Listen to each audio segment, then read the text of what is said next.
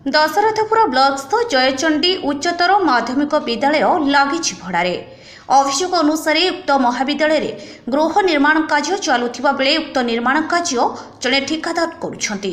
तेबे संपुक्त ठिकादार को श्रमिक सीमेंट समेत विभिन्न आसबाबपत्र उक्त कॉलेज परिसर में नूतन श्रेणी गृह श्रमिक सीमेंट और अन्य जिनिसपत्र रखा जाउछि।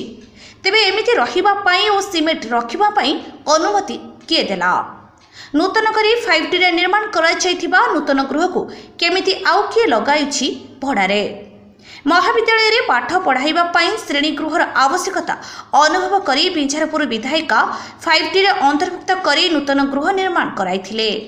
घर निर्माण सरिला, छात्र छात्री बसिबा पई चेयर टेबुल भी पड़िला, हेले छात्र छात्री बसी पाठ पढ़ा श्रेणी गृह रहुछती श्रमिक और रहुची सीमेंट समेत घर कार्य विभिन्न आसबाबपत्र।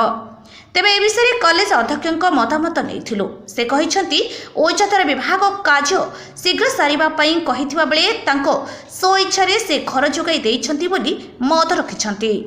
तेबे नूतन श्रेणी गृह कौन ठिकादार स्वार्थ पई निर्माण होइथिला ना छात्र छात्री पाठ पढ़ा पई निर्माण होइथिला? छात्र छात्री तथा अंचलवासी तरफ एक विराट प्रश्न उंकी मारुछि। उच्च शिक्षा विभाग तरफ यार विधिवत तदंत करने को अंचलवासी तरफ दाबी होइछि। दशरथपुर मनोरंजन मल्लिक रिपोर्ट, अपराह्न लाइव।